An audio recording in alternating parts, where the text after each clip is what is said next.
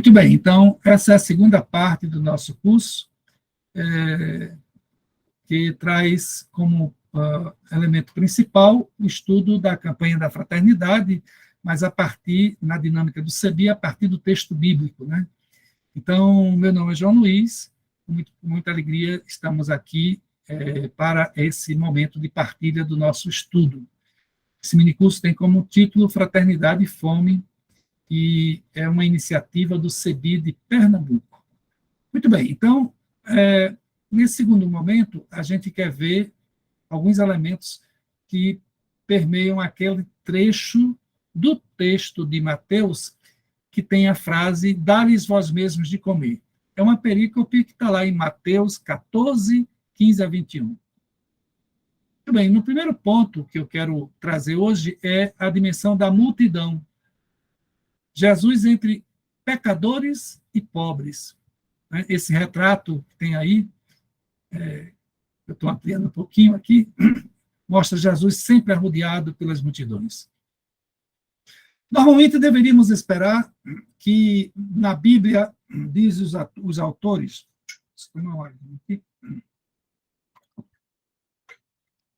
o termo laos fosse mais usado do que orlos, para designar o povo, já que o termo laos ocorre com muito maior frequência na linguagem dos escritos bíblicos, sendo usado cerca de 2.000 vezes na tradução do Antigo Testamento para o grego, esse termo, na Bíblia que se convencionou chamar de Septuaginta. É certo que o Novo Testamento, lá no Novo Testamento, Marcos é o primeiro a introduzir o termo orlos. O termo aparece em documentos gregos que se referem a uma confusa maioria ou aos soldados ordinários em uma unidade de combate, porém não a oficiais.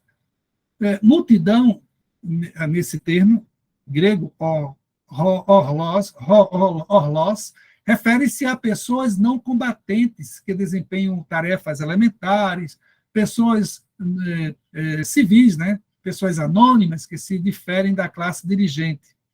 Nos tempos pré-exílicos, antes daquela 500 anos antes de Cristo, antes do exílio da Babilônia, designava os proprietários de terras judeus. Durante o exílio e depois do exílio, designava o povo mais pobre, que ficou na Palestina, que se apoderou da terra abandonada, o povo da terra, An-Haaretz, povo da terra, em hebraico. No tempo de Esdras, já 450 anos antes de Cristo, designava a classe mais baixa, pobre, não educada e ignorante da lei. A Septuaginta, essa tradução da Bíblia hebraica para o grego, usa a palavra grega orlos com o sentido geral de massa. O Evangelho, segundo Marcos, compreendeu esse termo como sendo análogo à expressão rabínica An-Haaretz. Na narrativa de Marcos, o termo aparece com as seguintes características. Eles formam o pano de fundo onipresente do ministério de Jesus. Onde Jesus está, as multidões o acompanham. Eles são identificados como pecadores e marginalizados sociais. Embora diferenciados dos discípulos, são aceitos como parte da multidão de Jesus, da comunidade de Jesus. Marcos 3:32. Alguns das multidões o seguem. Diversamente dos discípulos, nunca são criticados diretamente, nem lhes são dadas instruções ou condições especiais. Eles são afastados da liderança judaica e, por isso, servem grandemente de apoio a Jesus na sua luta contra tal liderança, né, porque Jesus está sempre ao lado deles. Eles são temidos pela classe dirigente, que, no fim, é capaz até de manipulá-los. Jesus. Por exemplo, na consulta feita por Pilatos à multidão sobre quem soltar, Jesus ou Barrabás, né, Pilatos consulta a multidão. Os evangelhos, começando com Marcos, né, e perpassando Mateus e Lucas, e depois João, ao identificarem a multidão como orlos, com o povo da terra, An-Haaretz, apresenta Jesus participando das refeições e viajando junto com esse povo. Desse modo, Jesus não segue a orientação do judaísmo oficial da época, e é muitas vezes criticado pelos fariseus, que são aqueles judeus mais ortodoxos, porque Jesus come e caminha e anda com eles, vai à casa deles, etc. Então, Mateus 14, 14, está lá escrito, já agora, essas multidões interpelam, né, em Mateus 14, 14, o leitor. Assim que desembarcou, viu uma grande multidão e, tomado de compaixão, curou os seus doentes. Então, a compaixão é o eixo gerador de toda a ação de Jesus junto à grande multidão. Jesus tem compaixão por esse povo. Jesus não lava as mãos diante do compromisso com esse povo. Não se trata aqui de um mero sentimentalismo estéril. Compaixão não tem nada a ver com pena, com dó. Né? Não é um mero sentimentalismo passivo, desprovido de gesto concreto. Pelo contrário, compaixão trata-se de um sentimento interior que revela o mais profundo da consciência diante do sofrimento humano, que leva à ação engajada na transformação da realidade, o que hoje chamaríamos de compromisso político ou de cidadania. Jesus compadeceu-se. O verbo grego splagisnomai é derivado do substantivo splagisnon, que significa intestinos, vísceras, entranhas ou coração. São as partes internas do corpo das quais parecem surgir as emoções fortes. O verbo grego, portanto, significa movimento ou impulso que brota das próprias entranhas da pessoa. É por isso que os tradutores precisam lançar mão de expressões como foi tomado de compaixão ou seu coração se comoveu com eles. Mas nem mesmo essas frases, essas expressões, conseguem captar a profunda emoção física e emocional da palavra grega compaixão. Jesus é movido de dentro de si para fazer alguma coisa. Ele não pode não deixar de fazer, não pode deixar de fazer. Assim, a compaixão de Jesus é um sentimento que mexe com a pessoa até as entranhas. É sentir profundamente a partir de outrem. É sofrer com, fazer-se um com o outro, de tal modo que a causa do outro termina sendo sua. Ao ver as multidões abandonadas, né, Jesus assume essa causa da multidão. Não só quer estar no meio desse povo, mas quer também fazer alguma coisa. Né? Ficou tomado de compaixão pela grande multidão, porque, segundo o Evangelho de Marcos, lá em Marcos ele tem a razão, né, pela qual ele se compadece, estavam como ovelhas sem pastor. Como ovelhas sem pastor. A razão é clara. O descompromisso político com a grande multidão. Né? Dar-lhes vós mesmos de comer. Né? Então, Jesus questiona os outros. É preciso que nos comprometamos com essas multidões abandonadas à própria sorte, porque quem devia cuidar delas não cuida.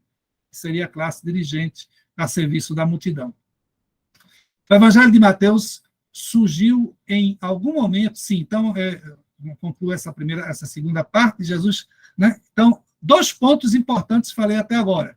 A multidão, Jesus caminha entre os pecadores e pobres, se deixa interpelar pela causa das multidões, e Jesus tem compaixão da multidão e tenta fazer alguma coisa que está ao seu alcance.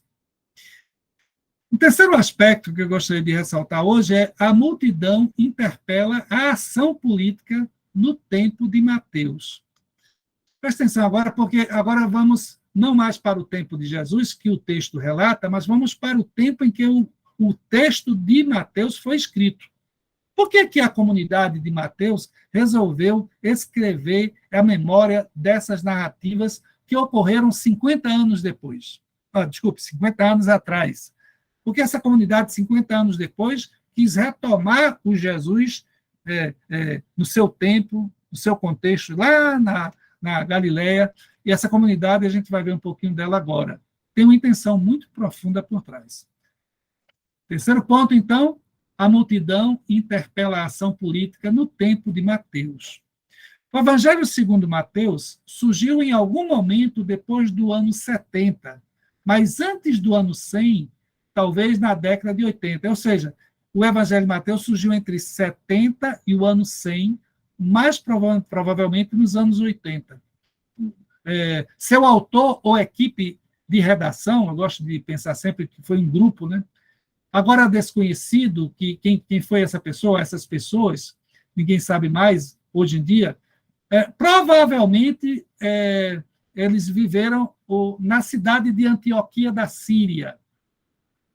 O autor ou o grupo escreveu um evangelho que, em algum momento do século II, veio a levar o nome de Mateus. No século II se resolveu dar o nome a esse evangelho, que já era conhecido nas comunidades, de Evangelho segundo Mateus. Esse nome aparece na lista dos 12, Mateus é um dos 12, conforme Mateus, Marcos, Lucas. Entretanto, apenas Mateus, em Mateus 9, 9 a 13, e em 10, 3, é que Mateus é identificado com o publicano Levi, cuja vocação é relatada em Marcos, capítulo 2, 13 a 17, e em Lucas 5, 27 a 32. Né? Levi, cobrador de impostos. Então, o evangelho surge na comunidade de Antioquia, por volta dos anos 80, como eu já falei.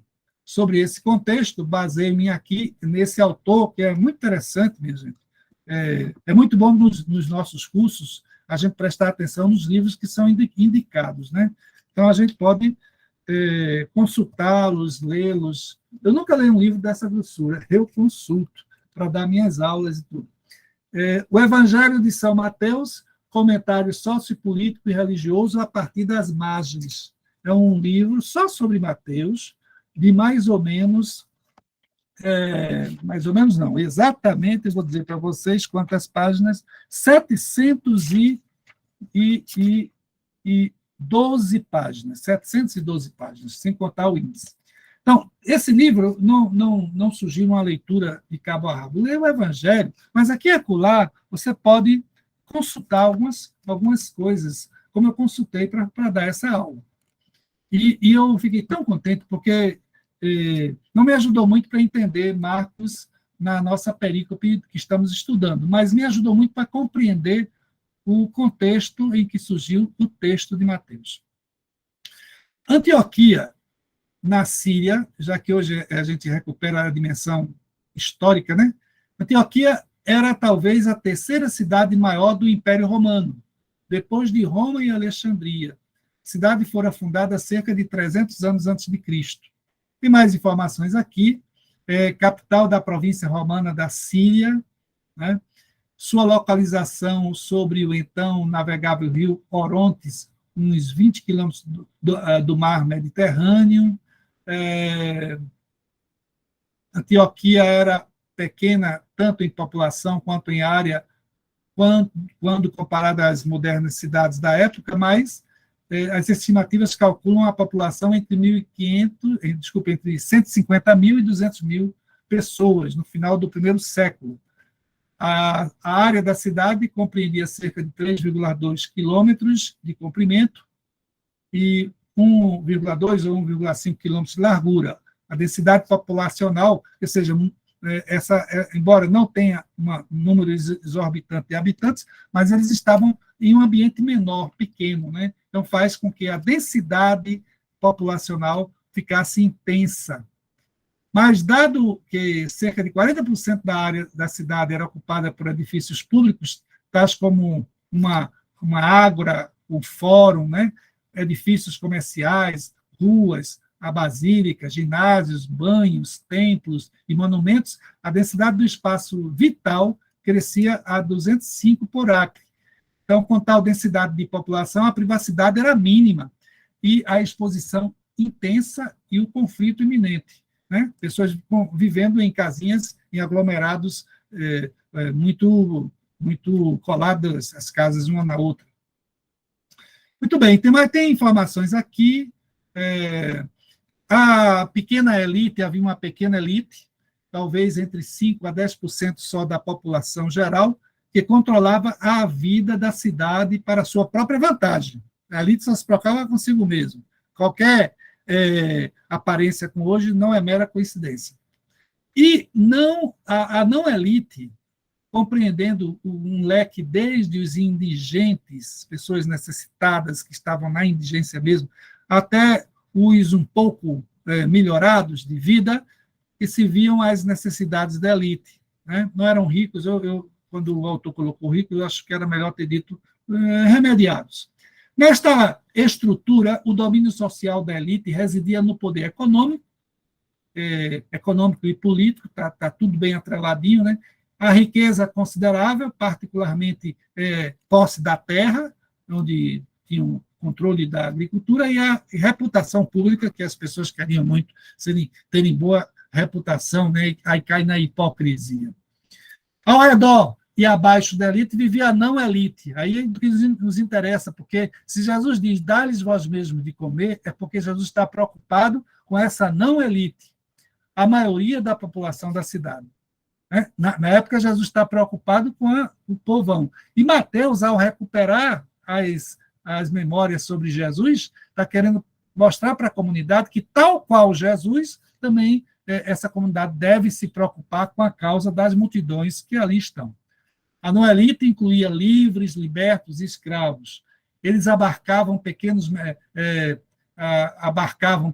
mercadores, artesãos, que não produziam o suficiente para obter riqueza significativa, viviam do trabalho braçal, os artesãos, e os operários, né, que aqui e acolá se vendiam como mão de obra barata. Eles proviam os ofícios, a força de trabalho e os bens que sustentavam a vida da elite. O trabalho da não-elite era baseado na família, quando tinha algum... o homem geralmente aprendia o negócio com a arte de sua família, dos seus pais. O parentesco e a dependência dos senhores ricos, mais benignos, foram estratégias cruciais, embora imprevisíveis para a sobrevivência. E, com isso, um grupo extenso de marginais e involuntários, né, eu gostei dessa expressão, marginais, você pode ser um marginal voluntário, cair na clandestinidade, roubar, matar, e também assaltar, ser bandido de estrada, mas também pode ser marginal involuntário, você está na marginalidade involuntária, e essa marginalidade involuntária compreendia o nível inferior da sociedade. A miúdo e coagido pelas forças socioeconômicas e políticas fora do seu controle, esse extrato social inferior incluía os impuros, os indesejáveis, que faziam o trabalho desprezível, desprezado e esporádico.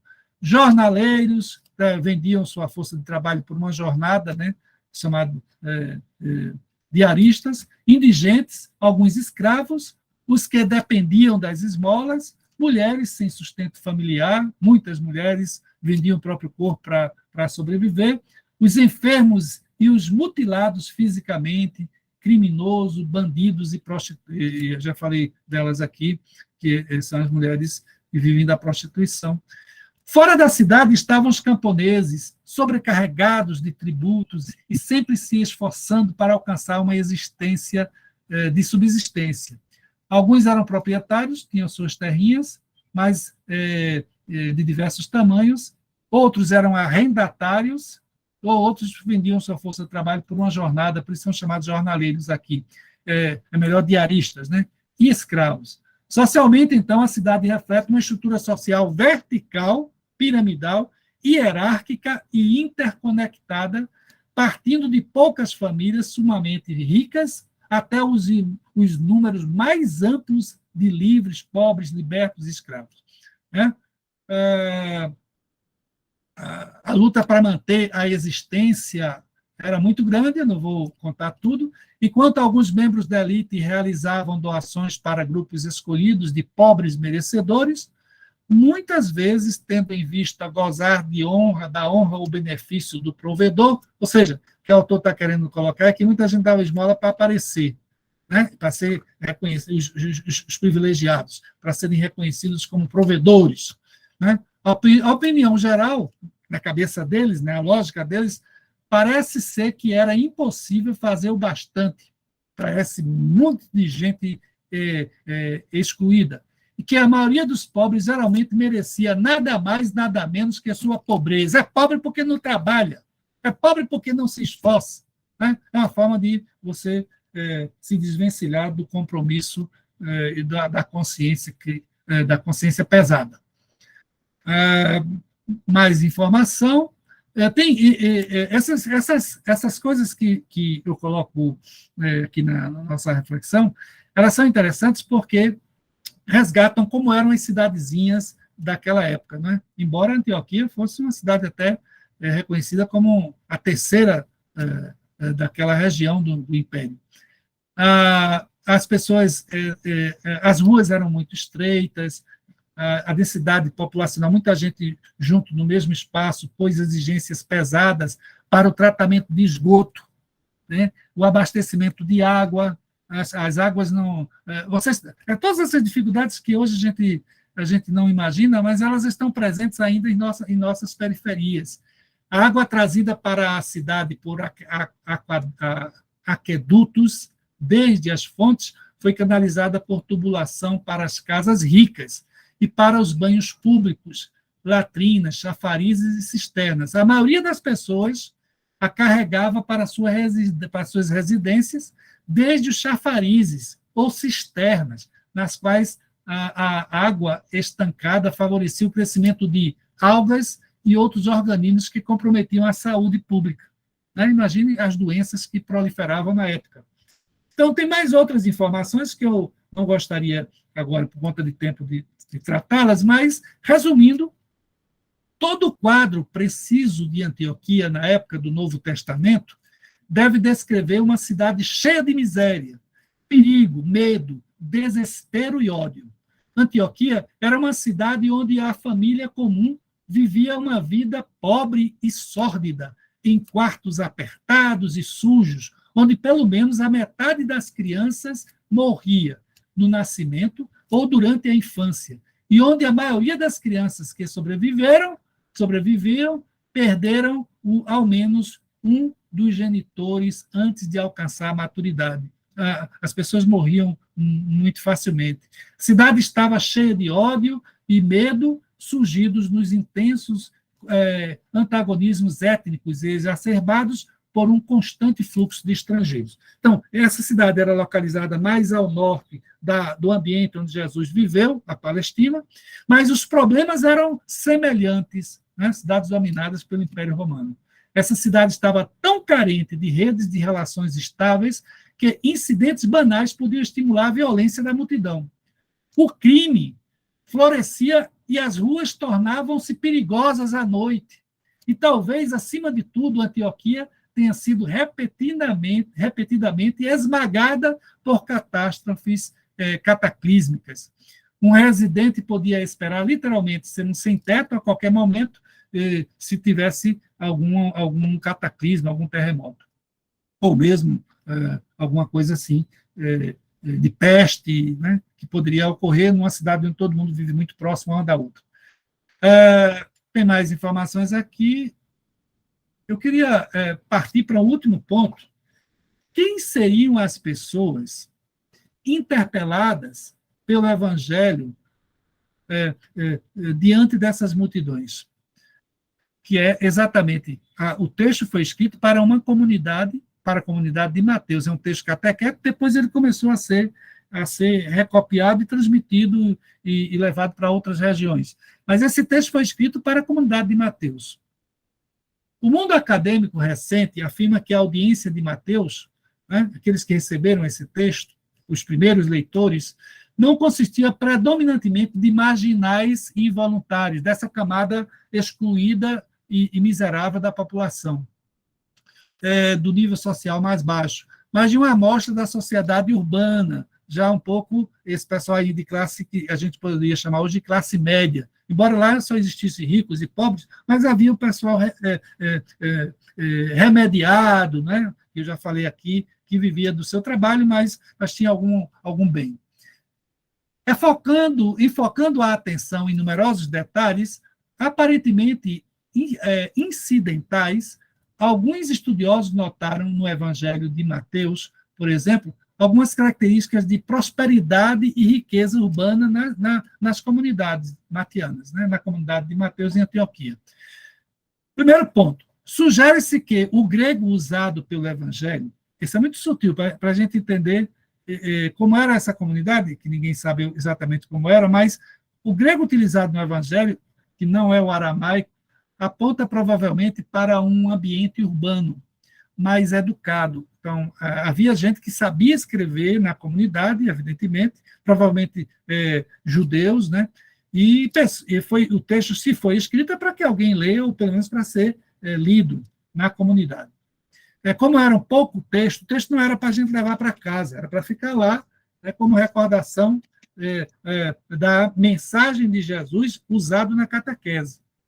Chega-se a uma conclusão similar pelo uso do evangelho, que o evangelho faz da palavra cidade, 24 vezes, 8 vezes em Marcos apenas. Então, tem 24 vezes em Mateus, enquanto usa aldeia só 4 vezes. Então, parece que a preocupação de quem escreveu o evangelho de Mateus fosse exatamente com as pequenas cidades, povo de cidade. Terceiro, supõe-se que a audiência de Mateus tenha certa familiaridade com a riqueza. Enquanto os discípulos de Marcos não devem pegar moeda de cobre na jornada da missão, os discípulos de Mateus não devem pegar o dinheiro de primeira qualidade, como ouro, prata ou cobre. Significa que circulava entre esses membros da comunidade esse tipo de riqueza. Enquanto o Jesus de Lucas fala sobre poucos estimulados minas, o Jesus de Mateus talentos que valem 50 vezes mais do que as minas. Enquanto em Marcos e Lucas, José de Arimateia é um membro do conselho, em Mateus ele é um homem rico. O vocabulário de Mateus para dinheiro é muito mais variado e elevado no valor que aquela de Lucas ou Marcos. Mateus se refere a prata, ouro e talento 28 vezes, comparado com o único uso de Marcos e as 4 referências de Lucas. Embora seja difícil, enfim, avaliar com exatidão a que nível social pertencem os membros da comunidade de Mateus, é possível pensar que existam pessoas com algum grau de educação e experiência literária. Já dissemos isso. Muitos eram provavelmente judeus que compreendiam o grego, usado pelo Evangelho, não aramaico. Isso aponta provavelmente para pessoas de um ambiente urbano, mais educado, como já disse também. Mas a comunidade era naturalmente uma amostra da sociedade, de diversos estratos sociais e cívicos, identidades étnicas diferentes. Haviam judeus e não judeus, judeus e gentios na comunidade de Mateus. Inclusive, há uma crise dentro da comunidade por conta dessas diferenças étnicas. Níveis de riqueza e também níveis de gênero, né? Homens e mulheres. Eram provavelmente comerciantes, gente com alguma riqueza, mercadores, artesãos, haviam escravos mais livres, né? Trabalhadores manuais e qualificados ou não. A essa comunidade, já concluindo, o Evangelho de Mateus interpela para que vejam, tenham compaixão e se comprometa com a multidão excluída, tal qual fez Jesus de Nazaré. Aí Jesus é rodeado pela multidão. Então, concluindo, espero não ter sido tão atropelado nas palavras, mas assim, o Evangelho de Mateus foi escrito para pessoas numa cidade, que é uma cidade de maior porte. Muitos que estavam nessa cidade fugiram já de Jerusalém, foram judeus que fugiram da destruição de Jerusalém pelo Império Romano, porque houve uma rebelião lá no ano 70, então fugiram para onde existiam judeus, que era ou ao mais ao norte, Antioquia, ou mais ao sul, Alexandria, já na África. Foram para onde existia a comunidade judaica. Lá, o grupo que chegou teve, assim, anunciavam Jesus, provavelmente na sinagoga judaica de Antioquia, mas aos poucos houve rixas entre judeus ortodoxos e aqueles judeus que aceitavam Jesus, e aí eles resolveram fazer uma comunidade própria de adeptos de Jesus, provavelmente também abertos para pessoas que não eram judias. Então, essa é a comunidade de Mateus, é uma comunidade heterogênea, que no nosso texto que estamos estudando, que tem a ao imperativo ético, dá-lhes vós mesmos de comer, parece que, ao retomar essas palavras de Jesus, quem escreveu o Evangelho de Mateus está querendo que a comunidade se comprometa com o que está ocorrendo no seu entorno, que é a situação das multidões, das massas que estão também excluídas de vida na cidade. Ok? Então, era essa a mensagem de hoje. Quero agradecer a todos por terem acompanhado até aqui. Muito obrigado.